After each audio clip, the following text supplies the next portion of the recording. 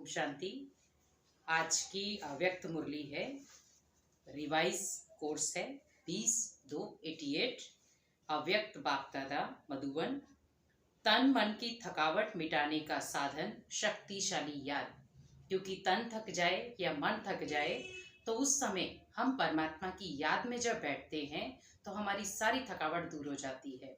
जिस प्रकार हम कहते भी हैं कि मेरा आज मन बहुत परेशान है, तो परेशान का कारण है कि वो बहुत ज़्यादा थक चुका है। तो थका हुआ मन जो है वो ओनली रिलैक्स चाहता है, और रिलैक्स हम परमात्मा की याद से हो सकते हैं। तो टाइटल दिया है मुरली का, तन मन की थकावट मिटाने का साधन शक्तिशाली याद। आज परदेशी बाप अपने अनादि देशवासी और आदि देशवासी सेवा अर्थ सभी विदेशी ऐसे बच्चों से मिलने लिए आए हैं। बाप दादा जानते हैं कि यही मेरे सिकी हृदय लाडले बच्चे हैं। बाप दादा का मतलब मीन्स ब्रह्मा बाप, जिसके द्वारा परमात्मा हम बच्चों को ज्ञान देते, और शिव बाबा। यही मेरे सिकी हृदय लाडले बच्चे हैं, अनादि देश परम धाम के निवासी हैं। क्योंकि दुनिया में हमने भक्त, चेला, शिष्य, ये बहुत सारे शब्द सुने, लेकिन भगवान हमें बहुत प्यारे से शब्द से यूज करता है, पुकारता है बच्चे। और वो भी कौन से बच्चे? सिकी हृदय या लाडले। और साथ साथ सृष्टि के आदि के इसी भारत भूमि में जब सत्युगी स्वदेश था, अपना राज्य था, जिसको सभी भारत कहते हैं, तो आदि में इसी भारत देशवासी थे ना। इसी भारत भूमि में ब्रह्मा बाप के साथ साथ राज्य किया। अनेक जन्म अपने राज्य में सुख शांति संपन्न अनेक जन्म व्यतीत किए। इसीलिए आदि देशवासी होने के कारण भारत भूमि से दिल का स्नेह है। तभी हम कहते हैं, जहां डाल डाल पर सोने की चिड़िया करती थी बसेरा, वो भारत देश था मेरा। तो भारत देश में मीन्स इस भूमि पर स्वयं भगवान आए हम बच्चों को देवी देवता बनाने, और इसी भूमि पर दोबारा सत्युग आएगा, जिसको हम कहते हैं सोने की चिड़िया।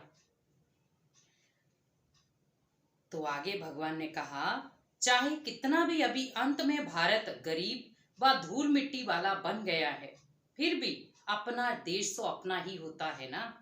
क्योंकि आज देखो, हमें अपने भारत पर ही कितना फख्र है। भले कई जगह भूखमारी है, कई जगह गरीबी है, कई जगह अत्याचार हो रहे, लेकिन फिर भी नाम हम क्या लेते कि हम भारतवासी हैं। तो गौरव से हमारा गौरव से सिर ऊंचा उठ जाता है। तो आप सभी की आत्मा का अपना देश और शरीरधारी देवता जीवन का अपना देश कौन सा था? भारत ही था ना। कितने जन्म भारत भूमि में रहे हो, वे याद है? 21 जन्मों का वर्षा सभी ने बाप से प्राप्त कर लिया है। इसीलिए 21 जन्म की गारंटी है ना। भगवान भी आपको क्या कह रहा है कि मैं 21 जन्म आपको सुख शांति की दुनिया में भेजूंगा। बाद में भी हर एक आत्मा के कई जन्म भारत भूमि में ही हुए हैं। क्योंकि जो ब्रह्मा बाप के समीप आत्माएं हैं, समान बनने वाली आत्माएं हैं, वह ब्रह्मा बाप के साथ साथ आपे ही पूज्य, आपे ही पुजारी का पाठ भी साथ में बजाती है। तभी हम कहते हैं आपे पूज्य आपे पुजारी। मीन्स सतयुग में हम पूज्य आत्माएं थे, और द्वापर में आते ही हम पुजारी बन गए। तो द्वापर युग के पहले भक्त आप ब्राह्मण आत्माएं बनती हो। आदि स्वर्ग में इसी देश के वासी थे, और अनेक बार भारत भूमि के देशवासी हो। इसीलिए ब्राह्मणों के अलौकिक संसार मधुबन से अति प्रेम है ना। क्योंकि हमारा ब्रह्मा कुमारी का जो हेडक्वार्टर है वो माउंट आबू है, जिसको हम प्यार से मधुबन कहते हैं। ये मधुबन ब्राह्मणों का छोटा सा संसार है।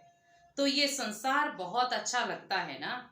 यहाँ से जाने को दिल नहीं होता, क्योंकि जहाँ भगवान आता, भगवान के वाइब्रेशन है, सच्चाई सफाई की दुनिया है, तो वहां ऑटोमेटिकली दिल तो लगेगा।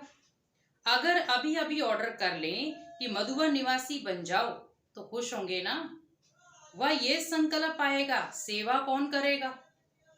क्योंकि हम बहुत सारे कई बार मधुबन के लिए हमें बोलते हैं कि मधुबन में चलना है, तो हम सीधा ही कहते हैं कि मधुबन में जाने के लिए अभी समय नहीं, बच्चों को कैसे संभाले, सेवा केंद्र को कैसे देखे। लेकिन परमात्मा कहते बच्चे, भगवान भारत भूमि पर आकर वो भी तो अपना धाम छोड़कर आया है, तो वो भी अपना धाम छोड़ के हमसे मिलने आया, हमें पावर देने आया है, तो सेवा के लिए तो जाना ही चाहिए ना। बाप दादा कहे बैठ जाओ, फिर भी सेवा याद आएगी। सेवा कराने वाला कौन है? जो बाप का डायरेक्शन हो, श्रीमत हो, उसको उसी रूप में पालन करना। इसको कहते सच्चा आज्ञाकारी बच्चा। जो बाप ने कहा उसमें कोई भी संकल्प ना हो। बाप दादा जानते हैं मधुबन में बिठाना है, बस सेवा पर भेजना है। भगवान को भी तो पता है ना कि इस बच्चे को सेवा में भेजना है या मधुबन में ही रखना है, क्योंकि भगवान को सेवाधारी बच्चे चाहिए। अब कहते हैं कि गंगा बहती हुई अच्छी लगती है, अगर वो एक जगह खड़ी हो जाए तो बांस मारेंगे, इसीलिए बहती हुई गंगा का मान है ना। ब्राह्मण बच्चों को हर बात में एवर रेडी रहना है, हमेशा तैयार। अभी अभी जो डायरेक्शन मिले उसमें रेडी रहना। संकल्प मात्र भी मन मत मिक्स ना हो, क्योंकि हम कई बार अपनी ही मन मत मिक्स कर लेते हैं। कोई बात नहीं, मेरा दिल कर रहा है तो मैं यही करूंगा। संकल्प मात्र भी मन मत मिक्स ना हो, इसको कहते श्रीमत पर चलने वाली श्रेष्ठ आत्मा। ये तो जानते हो ना, सेवा के जिम्मेवार बाप दादा हैं, वह आप हैं। इस जिम्मेवारी से तो आप हल्के हो ना, क्योंकि भगवान ने आपको रिस्पॉन्सिबल बनाया। अगर भगवान आपको रिस्पॉन्सिबल ना बनाता तो आपसे सेवा लेता ही नहीं। इसीलिए भगवान ने आपको, भले वो मंदिर हो, मस्जिद हो, गुरुद्वारा हो, चर्च हो, कहीं भी जगह आप सेवा कर रहे हैं तो भगवान ने आपको सेवाधारी बनाया है, ना कि आपके अंदर खुद सेवा की भावना थी। लेकिन जब तक आपको भगवान से प्यार नहीं होगा तब तक आपकी सेवा भावना बाहर नहीं आएगी। तो भगवान से प्यार है तभी तो हम अटूट सेवाएं करते हैं ना। तो जिम्मेवारी का थोड़ा थोड़ा बोझा है। इतना बड़ा प्रोग्राम करना या ये करना बोझ तो नहीं समझते हो। करावनहार करा रहा है। करावनहार एक बाप है। किसी की भी बुद्धि को टच कर विश्व सेवा का कार्य कराते रहे और कराते रहेंगे। सिर्फ निमित्त बच्चों को इसीलिए बनाते हैं कि जो करेगा सो पाएगा। पाने वाले बच्चे हैं, बाप को पाना नहीं है, क्योंकि करने के लिए तो भगवान भी बहुत कुछ कर सकता है, लेकिन आपसे क्यों करवा रहा है? क्योंकि आप करेंगे तो पाएंगे ना। प्रारब्ध पाना या सेवा का फल अनुभव होना, ये आत्माओं का काम है। इसीलिए निमित्त बच्चों को बनाते हैं ना। साकार रूप में भी सेवा कराने का कार्य देखा, और अभी अव्यक्त रूप में भी करावनहार बाप अव्यक्त ब्रह्मा द्वारा भी कैसे सेवा करा रहे हैं। ये सेवा भी एक खेल है। अव्यक्त सेवा की गति और ही तीव्र गति की है ना। कराने वाला करा रहा है, आप कठपुतली के समान नाच रहे हो। ये सेवा भी एक खेल है। कराने वाला करा रहा है और आप निमित्त बन एक कदम का पदम गुणा प्रारब्ध बना रहे हो। तो बोझ किसके ऊपर है? सारा करता धरता तो भगवान है ना।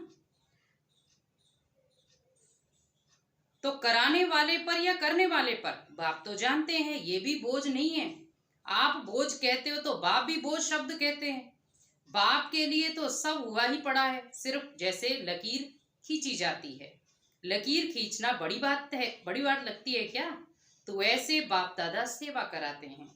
सेवा भी इतनी सहज है जैसे एक लकीर खींचना।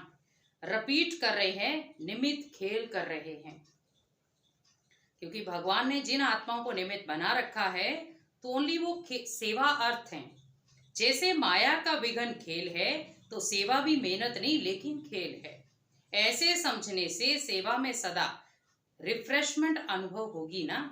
क्योंकि देखो, आप भले कहीं पे भी सेवा करते हैं लेकिन आपका चेहरा, मूड, संस्कार, स्वभाव सब शांत हो जाते उस समय। जैसे कोई खेल किसी लिए करते हैं, थकने के लिए नहीं, रिफ्रेश होने के लिए करते हैं।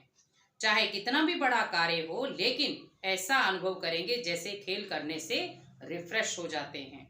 चाहे कितना भी थकाने वाला खेल हो, लेकिन खेल समझने से थकावट नहीं होती है, क्योंकि अपने दिल की रुचि से खेल किया है ना। चाहे खेल में कितना भी हार्ड वर्क करना पड़े, लेकिन वह भी मनोरंजन लगता है, क्योंकि अपनी दिल से करते हो। और कोई लौकिक कार्य बोझ मिसल होता, निर्वाहार्थी करना पड़े, ड्यूटी समझ करते, इसीलिए मेहनत लगती है। चाहे शरीर शारीरिक मेहनत का चाहे बुद्धि की मेहनत का काम हो, लेकिन ड्यूटी समझ करने से थकावट अनुभव होगी। लेकिन ये सोचे कि मैं जिम्मेवार आत्मा हूँ, क्योंकि वे दिल की खुशी से नहीं करते। क्योंकि अगर ड्यूटी समझा तो दिल की खुशी नहीं है, लेकिन अगर भगवान की जिम्मेवारी समझ, भगवान ने मेरे को जिम्मेवारी दी है तो मुझे उस जिम्मेवारी को बखूबी निभाना है, तो खुशी रहेगी। और ड्यूटी समझेंगे तो थक जाएंगे। जो अपने मन के उमंग से खुशी से कार्य किया जाता, उसमें थकावट नहीं होती, बोझ अनुभव नहीं होता। कहाँ कहाँ बच्चों के ऊपर सेवा के हिसाब से ज्यादा कार्य भी आ जाता है, इसीलिए भी कभी कभी थकावट अनुभव करते हैं।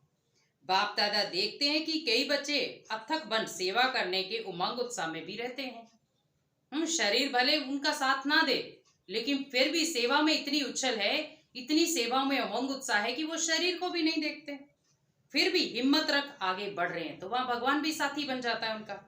ये देख बाप दादा हर्षित भी होते हैं। फिर भी सदा बुद्धि को हल्का जरूर रखो, क्योंकि जितना आपकी बुद्धि हल्की रहेगी उतना भगवान के साथ डायरेक्ट कनेक्ट हो सकेंगे। बाप दादा बच्चों के सब प्लान प्रोग्राम वतन में बैठ भी देखते रहते हैं, क्योंकि कोई भी हम प्रोग्राम करें, फंक्शन करें, तो विदाउट भगवान से परमिशन हम सोचे कि नहीं, हम भगवान से परमिशन ले ही नहीं, पहले मुझे भगवान से पूछकर उससे परमिशन लेकर उसकी आज्ञा के अकॉर्डिंग ही वो प्रोग्राम करना तो सक्सेसफुल होगा। हर एक बच्चे की याद और सेवा का रिकॉर्ड बाप दादा के पास हर समय रहता है ना। जैसे दुनिया में हम कोई भी फंक्शन करते, शादी करते हैं, तो पहले हम कहीं ना कहीं देवी देवताओं को तो याद करते हैं ना उस समय। जैसे आपकी दुनिया में रिकॉर्ड रखने के कई स्थान हैं, बाप के पास साइंस के साधनों से भी रिफाइंड साधन है, स्वतः ही कार्य करते रहते। जैसे साइंस के साधन जो भी कार्य करते वे लाइट के आधार से करते हैं। सूक्ष्म वतन तो है ही लाइट का, साकार वतन की लाइट के साधन फिर भी प्रकृति के साधन हैं, लेकिन अव्यक्त वतन के साधन प्रकृति के नहीं हैं। और प्रकृति रूप बदलती है, सतो रजो तमो में परिवर्तन होती है। इस समय तो तमोगुणी प्रकृति है, इसीलिए साधन आज चलेंगे, कल नहीं भी चलेंगे। लेकिन अव्यक्त वतन के साधन प्रकृति से परे हैं, इसीलिए वे परिवर्तन में नहीं आते। जब चाहो, जैसे चाहो, सूक्ष्म साधन सदा ही अपना कार्य करते रहते हैं। इसीलिए सब बच्चों के रिकॉर्ड देखना बाप दादा के लिए बड़ी बात नहीं है। आप लोगों को तो साधनों को संभालना ही मुश्किल हो जाता, तो बाप दादा याद और सेवा का दोनों ही रिकॉर्ड रखते हैं, क्योंकि दोनों का बैलेंस एक्स्ट्रा ब्लेसिंग दिलाता है ना। जैसे सेवा के लिए समय निकालते तो उसमें कभी नियम से भी ज्यादा लगा देते हो। कि मान लो अब सेवा है, मान लो आपको बोला गया है कि आधे घंटे की, अब वो 1 घंटा बीत गया उस सेवा में। अब मान लो आधे घंटे के बाद हमारा अगर मनन चिंतन चलना शुरू हो गया कि नहीं, हमें तो आधा घंटा बोला था लेकिन यहाँ तो 1 घंटा लग गया, तो मीन्स वहां ही वो सेवा आपकी खत्म हो जाएगी, क्योंकि थकावट के साथ हो रहा है। लेकिन उसमें कभी नियम से भी ज्यादा लगा देते हैं ना, तो सेवा में समय लगाना बहुत अच्छी बात है और सेवा का फल भी मिलता है, तो एक्स्ट्रा हो गया ना वो। तो फिर सेवा में बिजी होने के कारण छोटी छोटी बातों से बच भी जाते हैं। बाप दादा बच्चों की सेवा पर बहुत खुश होते हैं, हिम्मत पर बलिहार जाते, लेकिन जो सेवा याद में उन्नति में थोड़ी भी थकावट या रुकावट करने के निमित्त होती है, तो ऐसे सेवा के समय को कम करना चाहिए। जैसे रात्रि को जागते हो, 12 व 1 बजे बजा देते हो तो अमृत वेले फ्रेश नहीं होगा। बैठते भी हो तो नियम प्रमाण, और अमृत वेला शक्तिशाली नहीं तो सारे दिन की याद और सेवा में अंतर पड़ जाता। क्योंकि जिस प्रकार कई पार्टियों पे जाते हैं, कई मान लो अपने घर गृहस्थी में इतने व्यस्त हो जाते बातचीत में, तो हम टाइम भी भूल जाते, और सुबह जब अमृत वेले उठते हैं तो फिर आंखें बलते हुए या नींद के झोंके लेते हुए अमृत वेला करते हैं। तो परमात्मा कह रहे हैं कि नियम के अकॉर्डिंग फिर हम बैठते हैं कि ठीक है अमृत वेला करना है, लेकिन वो शक्तिशाली पावरफुल अमृत वेला नहीं हुआ, वो लाचारी अमृत वेला है। तो उसी प्रकार सोचिए कि हमें लाचारी नहीं भगवान की याद में बैठना है, प्रेम प्यार से बैठना है, तो नियम के अकॉर्डिंग आप जल्दी सो जाएं। और अमृत वेले शक्तिशाली नहीं तो सारे दिन की याद और सेवा में अंतर पड़ जाता। मानो सेवा के प्लान बनाने में व सेवा को प्रैक्टिकली लाने में समय भी लगता है, तो रात के समय को कट करके 12 के बदले 11 बजे सो जाओ। वही 1 घंटा जो कम किया और शरीर को रेस्ट दी तो अमृत वेला अच्छा रहेगा। बुद्धि भी फ्रेश रहेगी। नहीं तो दिल खाती है कि सेवा तो कर रहे हैं लेकिन याद का चार्ट जितना होना चाहिए उतना नहीं है।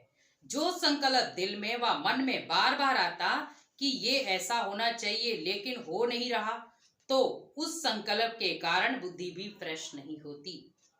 और बुद्धि, अब बाबा ने कहा अगर बुद्धि अगर फ्रेश है तो फ्रेश बुद्धि से 2-3 घंटे का काम 1 घंटे में पूरा होता। क्योंकि हमारी बुद्धि में बहुत सारे संकल्प रहते, विकल्प रहते हैं, तो हमारा जो आधे घंटे का काम है वो 3 घंटे लंबा खींच जाता है। और बुद्धि अगर पावरफुल है, फ्रेश है, एकांत है, शांत है, तो आपका जो 3 घंटे का कार्य है वो आप आधे घंटे में भी खत्म कर सकते हैं। थकी हुई ही बुद्धि में टाइम ज्यादा लगता है, ये अनुभव है ना।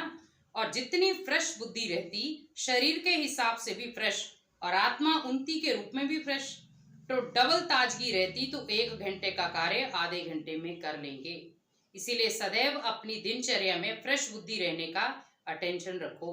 ज्यादा सोने की भी आदत ना हो, लेकिन जो अवश्य समय शरीर के हिसाब से चाहिए उतना अटेंशन रखो। ये नहीं है कि हर समय सोते रहे, हम उठे हैं तो फिर सो गए, अभी 2 घंटे भी नहीं हुए उठे हुए फिर नींद आ रही है, तो मीन्स उसका मतलब है कि शरीर के अंदर बहुत सारा बोझा है जो विकर्मों का बोझा बन जाता, और वो विकर्म क्या कराते हैं आपको? नींद। कभी कभी कोई सेवा का चांस होता है तो मास 2 मास में 2-4 बार देरी हो गई, वह दूसरी बात है। ज्यादा सोने की आदत ना हो, तो इसीलिए कभी कभी सेवा का चांस होता है ना, लेकिन अगर नियमित रूप से शरीर थका हुआ होगा तो याद में फर्क पड़ेगा। जैसे सेवा का प्रोग्राम बनाते हो, 4 घंटे का समय निकालना है तो निकाल लेते हो, ऐसे याद का भी समय निश्चित निकालना ही है। इसको भी आवश्यक समझ इस विधि से अपना प्रोग्राम बनाओ। सुस्ती नहीं हो, लेकिन शरीर को रेस्ट देना है। इस विधि से चलो, क्योंकि दिन प्रतिदिन सेवा का तो और ही तीव्र गति से आगे बढ़ने का समय आ रहा है। आप समझते हो, अच्छा ये 1 वर्ष का कार्य पूरा हो जाएगा, फिर रेस्ट कर लेंगे, ठीक कर लेंगे, याद को फिर ज्यादा बढ़ा लेंगे, लेकिन सेवा के कार्य तो दिन प्रतिदिन नए से नए और बड़े से बड़े होने हैं। इसीलिए सदा बैलेंस रखो।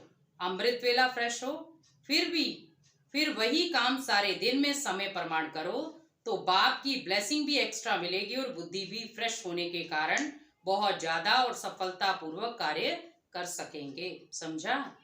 बाप दादा देख रहे हैं, बच्चों में उमंग बहुत है, इसीलिए शरीर का भी नहीं सोचते हैं। क्योंकि शरीर भले मान लो कुछ भी खराब हो रहा है शरीर के अंदर, लेकिन फिर भी उनके अंदर उमंग उत्साह सेवा का बहुत है। उमंग उत्साह से आगे बढ़ रहे हैं। आगे बढ़ाना बाप दादा को अच्छा लगता है, फिर भी बैलेंस अवश्य चाहिए। भल करते रहते हो, चलते रहते हो, लेकिन कभी कभी जैसे बहुत काम होता, तो बहुत काम में एक तो बुद्धि की थकावट होने के कारण जितना चाहते उतना नहीं कर पाते। क्योंकि मान लो हमने सोचा तो बहुत कुछ है कि हम ये करेंगे सेवा में, हम ये करेंगे सेवा में, लेकिन सेवा में थक जाते हैं, तो इसका मतलब है कि हमें सेवा तो करनी है, लेकिन बुद्धि में बहुत सारे उथल पुथल चल रही है, जिसके कारण थकावट हो रही है। दूसरा, बहुत काम होने के कारण थोड़ा सा भी किसी द्वारा थोड़ी हलचल होगी तो थकावट के कारण चिड़चिड़ापन हो जाता है, तो चिड़चिड़े हो जाते हैं हम, उससे खुशी कम हो जाती है। वैसे अंदर ठीक रहते हो, सेवा का बल भी मिल रहा है, खुशी भी मिल रही है, फिर भी शरीर तो पुराना है ना, इसीलिए टू मच नहीं जाओ। अगर शरीर आपका रेस्ट मांग रहा है तो उसको रेस्ट दो। शरीर आपके शरीर के अकॉर्डिंग नहीं चल रहा है तो उसको अपने तरीके से चलाओ, तो थोड़े समय का बैलेंस जो है वो आपके शरीर को स्वस्थ कर देगा। बैलेंस रखो। याद के चार्ट पर थकावट का असर नहीं होना चाहिए। जितना सेवा में बिजी रहते हो, बल कितना भी बिजी रहो, लेकिन थकावट मिटाने का विशेष साधन हर घंटे व 2 घंटे में 1 मिनट भी शक्तिशाली याद का अवश्य निकालो। जैसे कोई शरीर में कमजोर होता है तो शरीर को शक्ति देने के लिए डॉक्टर्स 2-2 घंटे बाद ताकत की दवाई पीने लिए देते हैं ना। टाइम निकाल दवाई पीनी पड़ती है ना। मान लो भी शरीर को ताकत की जरूरत है, अभी डॉक्टर ने आपको दवाई पीने के लिए बोला तो पीनी पड़ेगी वो। तो बीच बीच में 1 मिनट भी अगर शक्तिशाली याद का निकालो तो उसमें ABC सब विटामिन आ जाएंगे। सुनाया था ना कि शक्तिशाली याद सदा क्यों नहीं रहती, जब है ही बाप के, और बाप आपका सर्व संबंध है, दिल का स्नेह है, नॉलेजफुल हो, प्राप्तियों के अनुभवी हो, फिर भी शक्तिशाली याद सदा क्यों नहीं रहती? उसका कारण क्या? अपनी याद का लिंक नहीं रखते, लिंक टूटता है, इसीलिए फिर जोड़ने में समय भी लगता, मेहनत भी लगती, और शक्तिशाली के बजाय कमजोर हो जाते। विस्मृति तो हो नहीं सकती, याद रहती है सदा, लेकिन सदा शक्तिशाली याद स्वतः रहे, उसके लिए लिंक टूटना नहीं चाहिए। हर समय बुद्धि में याद का लिंक जुटा रहे, उसकी विधि ये है, ये भी अवश्य समझो। जैसे वे काम करते हो कि आवश्यक है, ये प्लान पूरा करके उठना, इसीलिए समय भी देते हो, एनर्जी भी लगाते हो, वैसे ये भी आवश्यक है। इसको पीछे नहीं करो कि ये काम पहले पूरा करके फिर याद कर लेंगे, नहीं, इसका समय अपने प्रोग्राम में पहले ऐड करो। जैसे सेवा के प्लान के लिए 2 घंटे का टाइम फिक्स करते हो, चाहे मीटिंग करते हो चाहे प्रैक्टिकली करते हो, तो 2 घंटे के साथ साथ ये भी बीच बीच में करना है, ये ऐड करो।